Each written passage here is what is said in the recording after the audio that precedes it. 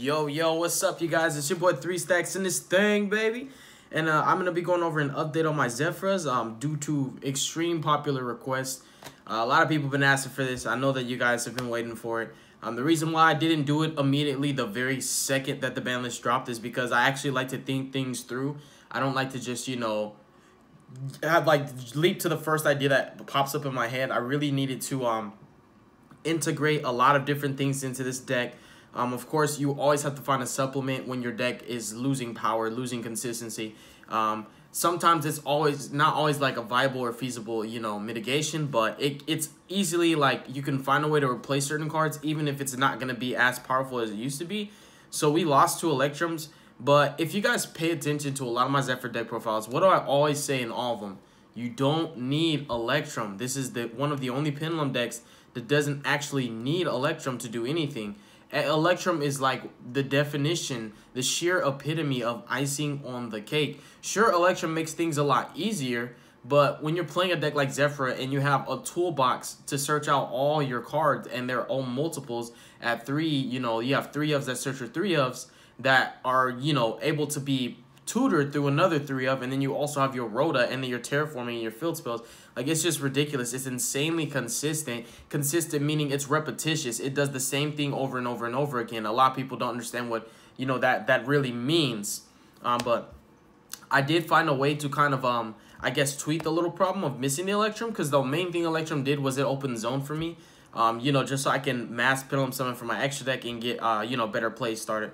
So without further ado, we're going to hop right into the main deck. I'll explain my card choices as I go along, but the first thing I'm going to do is lay out my monster count, and then I'll explain everything after I lay it out. So let's hop right into it, you guys. So starting off with the best monster in the deck, we play 3 of my Anger Translators, Zefra. In addition to that, we play 3 copies of Zefra, Heart and Soul of your deck, all your plays revolve around him. We have 1 Zefraxi, we have 1 Zefra Windy, 1 Zefra Thubin, and 1 Zefra Saitan. So I guess I'll just go down in the categories. So we'll stop at the category of Zefras right now, and then we'll move to our turbo cards. Then we'll move to some of the one-of spicy techs that I love to play in this deck. So you're always going to want to play 3 Zefrath in every Zefra deck. He is universally your best scale because he's the only scale that can modify himself.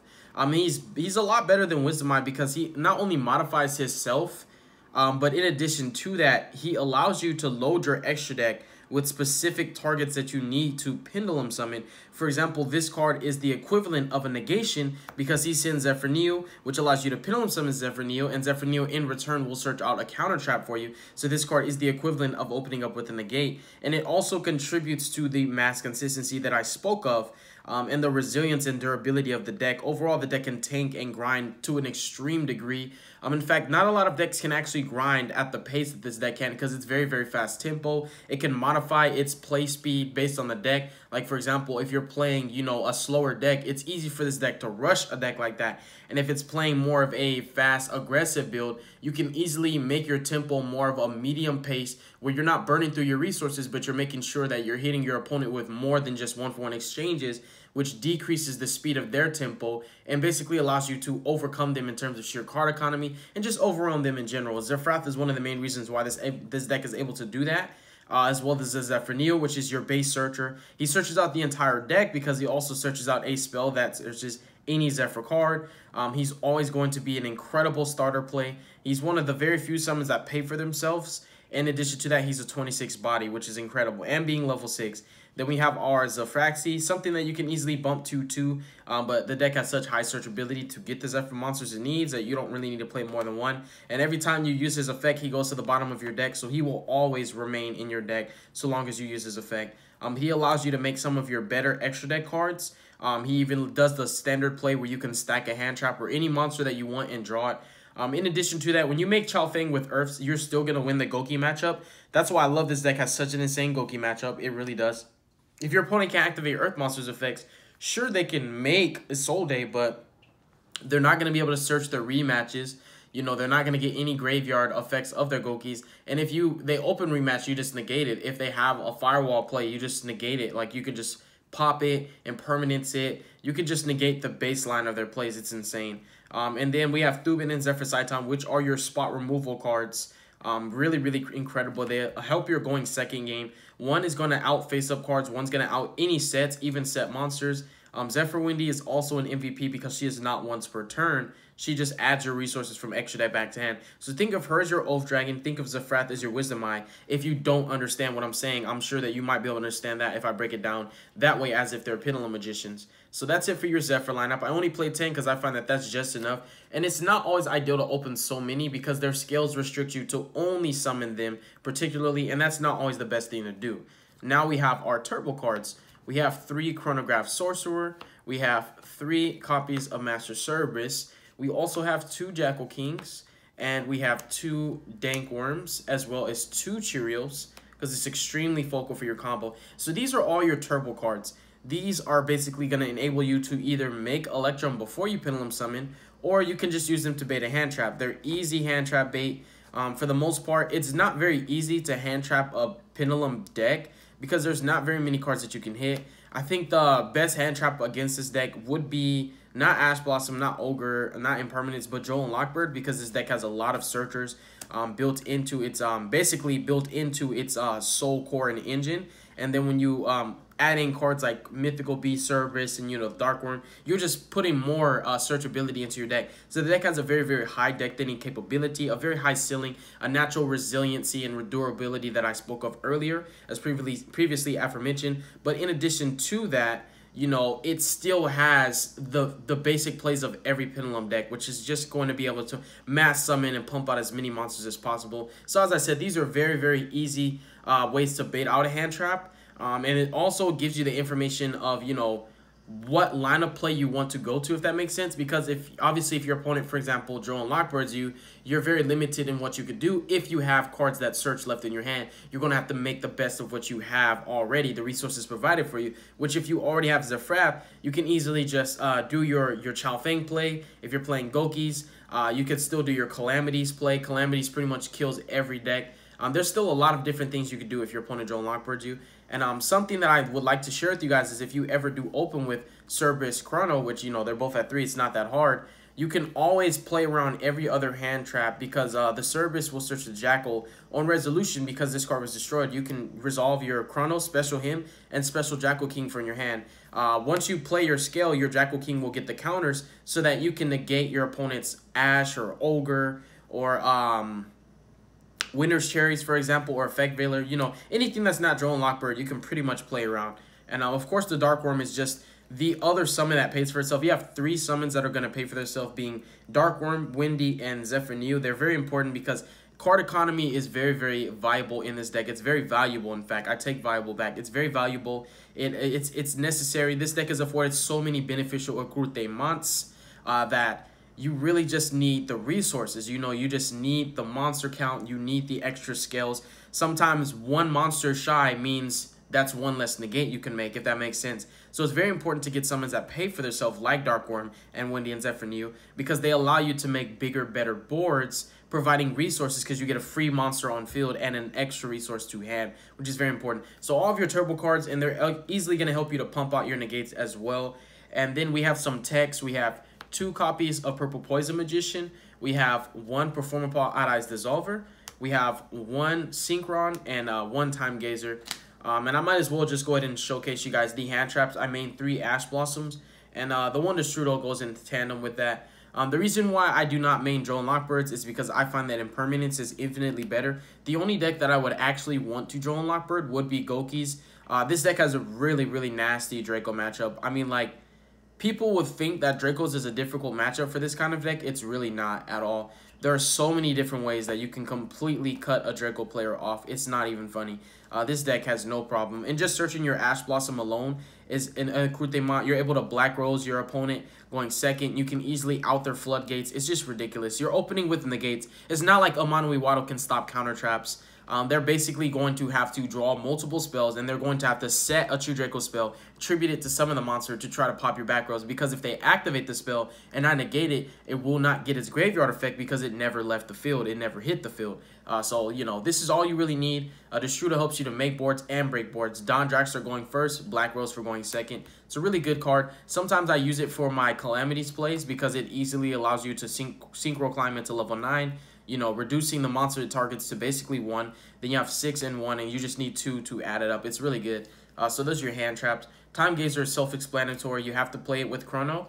And these are kind of some really good techs. Purple Poison is here because True Dracos are pretty dominant, as well as Altergeist, and this helps me to out Floodgates. It increases my ceiling, and when I say exponentially, it's not even an understatement. This card is a very, very good toolbox, and it's kind of like, it's a secret weapon. You know, you never anticipate a Zefra player to actually have a Purple Poison in their main deck. You never really anticipate it. So when you get hit with the Purple Poison, it's not like you were prepared for it, and it helps you to out anti-spells, you know, rivalries, you know, goes in matches. It helps you to out, you know, for example, let's say like a Imperial Order, a Skill Drain. You know, just think of any Floodgate, even Altergeist Protocol. It just helps you to out it. And it's not like Protocol can actually stop this, because Protocol negates and destroys, which will trigger this again anyways. Even with your, you know, your Electrum, you're able to break boards pretty easily, because you can pop it with Electrum, add it back, and then attack with one of your Dark Spellcasters, pop again. You know, it's just a really good card. I wouldn't play 3. I think 2 is just enough. It's just a really, really high ceiling, skillful card. Dissolver is probably like one of the best Pendulum monsters like that exist. It's quite generic in a sense, because there's a lot of decks that can get away with it, and it's not like it has any restriction to what deck it can be played in. You just kind of have to play it as an engine card, because he himself is a Performer Pile and a Odd-Eyes monster, so you can use him to fuse into, you know, whichever kind of fusion that you want to play. His base monster effect on field allows you to fuse into any fusion monster, whereas when you play him in scale, you can only summon a, I think it's a dragon or a dark type. Yeah, you can only summon a dragon type, but on field, you actually just, during your main phase, you can fusion summon 1 fusion monster from your extra deck using cards you control, or in your Pendulum Scales, which is so broken, you can fuse with your Scales, which I love to like fuse a Dark Worm, well, the Gate 0, because this is a level 5 or higher. So you basically just go into your Vortex or your Gatling Ghoul. You know, this card allows you to summon Vortex and Gatling Ghoul the right way. It also has a battle effect. If your Pendulum's battle, you know, you just summon it. That you pretty much protect that monster, and you have an Electrum play, which is really good. This card's just amazing. It's so powerful. I recommend any Pendulum deck to be playing it. Triff doesn't, you know, Triff copies a lot of my techs. This is one of the techs that he still hasn't, you know, actually caught on to yet. But the more and more he watches my profiles, the more he'll realize that this is like he's sleeping on it. And then we have Odd-Eyes Dissolver. Odd-Eyes Synchron. This card helps you with your Calamities combo. You can hand loop twice, and a loop is something that can only happen, you know, like if it happens once, it's not really like a loop, but it's kind of like a legitimate hand loop, because you're hitting 2 cards out of your opponent's hand. Or you could just hit 1 and then end on Calamities. Calamities beats the entire meta, regardless of what deck it is. Every deck needs monster effects. Every deck needs to attack, so Calamities just wins. That's pretty much it for your monsters. Now we have our spells, which kind of is just an entire toolbox in itself. We have 3 Oracle of the Zefra. We have 1 Dragon Ravine and 1 Sky Iris. Now we are playing 5 field spells. We have 2 copies of Optimus Prime. You know, banless hit it to 2. But to mitigate for the 1 terraforming I was missing, what did I do? I teched in my set rotation yet again. It was better when I was playing 3 terror and 1 set rotation. But it's easy to just, you know, replace the 1 terraforming with this, because this is better than terraforming, being that it can floodgate your opponent out, and it plays around evenly matched. In addition to that, you can set it as a trap, flip it on a Trickstar player, and they're not going to have a very good day after that, are they? So I think the set rotation is a lot higher ceiling, more skillful than terraforming. It's just so powerful. Why is set rotation so good in a Zefra deck? The reason being is because my field spell that's in this archetype can only be activated if you have a Zefra in your main deck to search. So it's not like a Trickstar player can just activate this and then play their field spell over it. They actually can never activate it unless they play Zefras. So set rotation is really good in this deck. It's really here to get us to either of our field spells, but more importantly, when you use this, you want to give your opponent Oracle of Zefra. It's a lot easier to just floodgate them out. So you want to search your Oracle first, play it, search, activate set rotation, play another one of your field spells over the Oracle, and give them the Oracle, which locks them out completely from using field spells. So if you're playing a Trickstar player and they have like Terraforming in light stage, you know, they potentially just have dead cards in their hands altogether. In addition to our field spells, we play 3 Zephyr Providence. The card is just the nuts. It kind of is like your Terraforming as well, because it gets you to your field spell. It just searches anything that you need.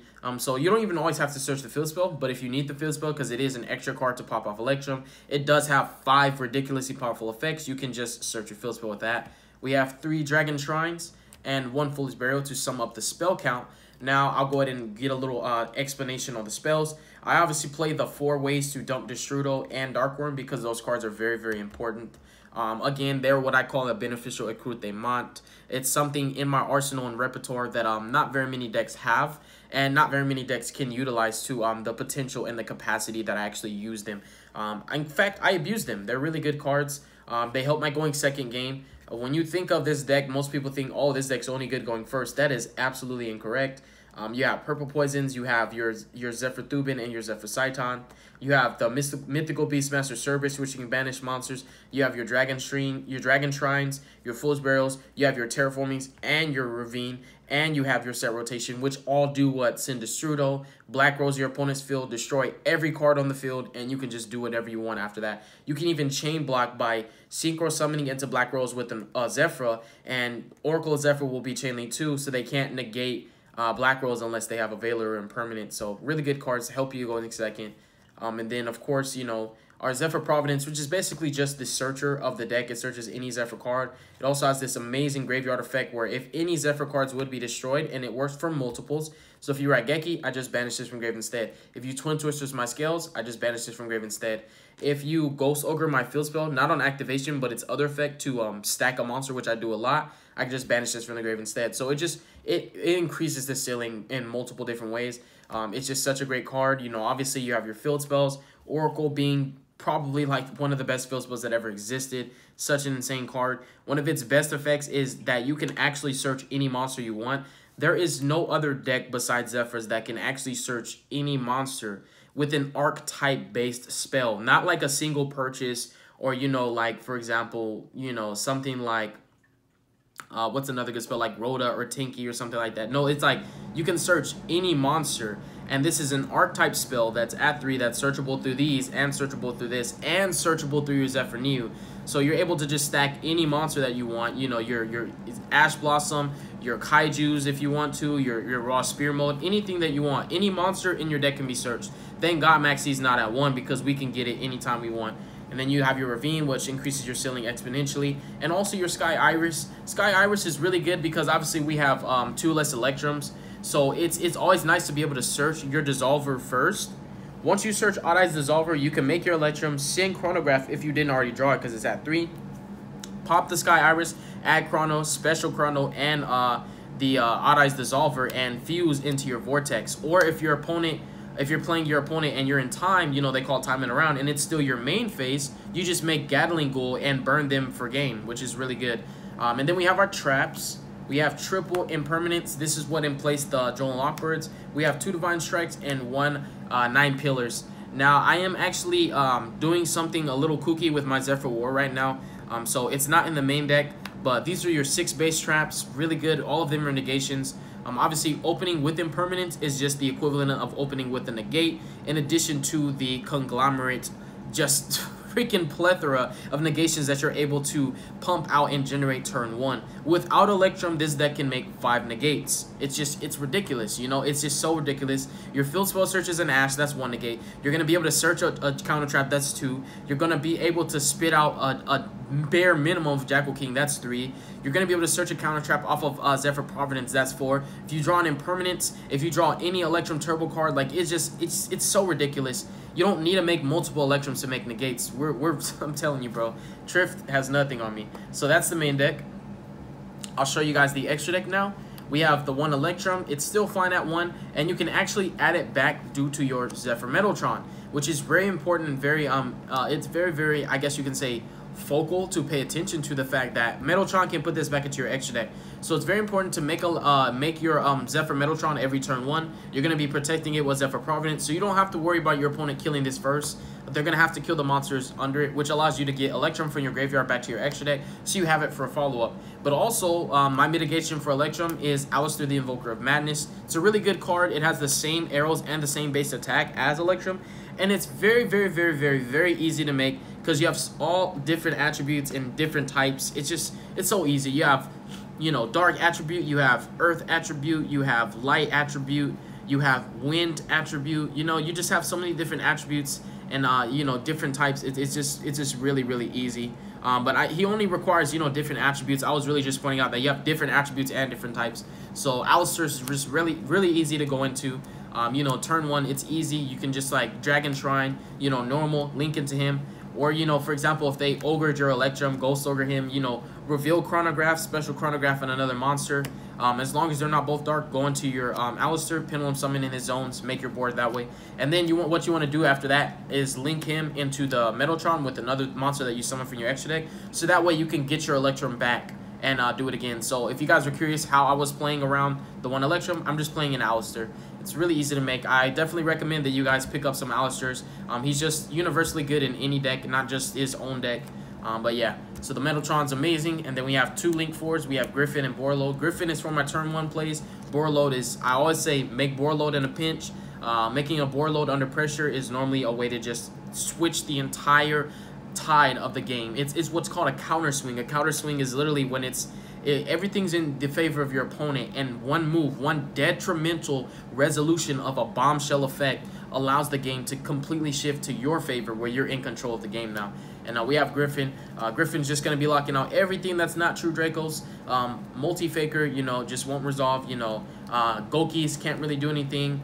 They can make a Soul Day, and I'm just going to negate her effect and kill her. And then, you know, not on summon. I'm going to wait for them to actually activate a Soul Day's effect. It's smart to do that because once you negate her effect, they can make another one, but they can't use the effect. And then they can't get anything linked, so they can't really, you know, do Firewall or anything like that. It's just really hard for them to playing around a Griffin. And you can always just reset your traps. That's why, you know, even though I play the 3 traps, I can just make Griffin and set them back to my side of the field and get them live again, or even set it again in permanence. So really good. Chao Feng, auto win against Gokis and Spirals. They can't beat this card. They just can't. No monster effects. This is a skill drain on legs. It summons Zefra Neo from the deck. When you're playing against them, they normally set a monster and pass. You hit the monster, you special Zefra Neo from your deck. You can make an Electrum, pop the Zefra Neo, search a trap. It's just retarded. We have Xaber Gothams, part of the little hand loop where you can rip 2 cards out of your opponent's hand. You know, the maximum's 2 because it's not like I play Monster Reborn or, you know, any extenders like that. So, Gothams, you just make him rip 1 card out their hand, make Cloud Castle in the same sequence of combos, the same exact turn, bring him back, rip another card out of their hand if they're playing something like Dracos, or Stun, like Inspector Border Stun, because Calamities does really nothing to them. Or you just overlay both of them, make your True King of all Chlamydia, and, you know, you just win the game because True King of all Chlamydia is broken. So we have our level 9s, we have our level 7s being Black Rose and Don Dragster. And now we're playing Stardust Charge Warrior again. The reason why I wasn't playing him in the past was very simple. I had 3 Electrums to my access, so the way I did the standard play with Oracle, where you would stack a monster on top of your deck and draw it, I would literally just, you know, use Oracle to stack, for example, Ash Blossom. That's a great way. You know, searching your Ash is always good. Stack Ash Blossom, use Electrum's effect to pop a scale, add the scale, add from extra deck to hand, and then add the Ash Blossom, so you basically get a +2 off of that. But now since Electrum's at 1, it's a lot harder to do that, so we played the Stardust Charge Warrior, because in a lot of matchups, just being able to search an Ash Blossom alone can be more than enough for you, because you're adding Ash Blossom on top of, you know, the plethora of negations that you set up turn 1. You know, you got your counter traps, you got like a Jackal King, or an Vortex, or a Naruto, or even Calamities, and then you make this card, search your Ash Blossom, Ash the card of Demise, because, you know, there's a way that Dracos can kind of make you waste your cards when they play it right. They can bait your negations, and then activate card of Demise and completely come back on you. But whenever you're playing Dracos, you don't Ash Blossom anything unless it's Demise. And if they don't play Demise, then, you know, you just save Ash Blossom for your turn when they're trying to do like Knuckles, or, you know, Ignis Heat or Maiden. But just don't use the don't use the Ash Blossom against them until you see a Demise. And if you don't see a Demise, then you really didn't need Ash Blossom to begin with. We have Naruto, we have True King of all Chlamydia. Chlamydia is amazing. And then we have the 2 fusions, which are making through the little Odd Eyes package that I'm playing, just a 3-card engine. Vortex for turn 1. And this is for any time that we're going into time, or just to finish the duel. You know, if you couldn't ulticate your opponent main phase 2, you can make this guy. He's insane. He burns 200 for each card on the field, including my own, and I play Pendulum, so my scales count, my field spells count, all my monsters count. And then he also pops a monster and inflicts damage equal to its original attack. So just card's insane. It's like a cowboy on crack and steroids, and heroin. And then for the side deck, I'm not sharing it. I'm very, very generous with my sauce, you guys, but this time I'm not, because I take this deck very seriously. I'm not showcasing my side deck because I don't want to share any of my secrets. The side deck is very, very different, and I'm sorry, you guys. Please don't chastise me, but there's nothing you can say to convince me to share my side deck. It's a secret, and it's going to stay that way. Unless you play me at regionals or something like that, you're never going to know my side deck. But thank you guys so much for watching this video. I hope that you enjoyed it, and thank you for your patience. I know it's been like 4 or 5 days since the ban list hit. I know that's a long time for some people, but understand that I was just experimenting with the cards, just really trying to find the best, I guess, recipe and which route. Because if you notice, I'm playing some cards that I didn't play before, or that I used to play but took out. And also, if you realize, my Morphade Sloth is no longer in my main deck. That's one card I'll share. It is in my side deck. A Morphade Sloth is in my side deck, just because it's not easy to access anymore with only having 1 Electrum. And you have to really think about what you want to send with that 1 Electrum. So it's not always ideal to send certain cards. Sometimes you actually need Electrum to get your Zefra if, you know, for some reason they stopped your way to get to him.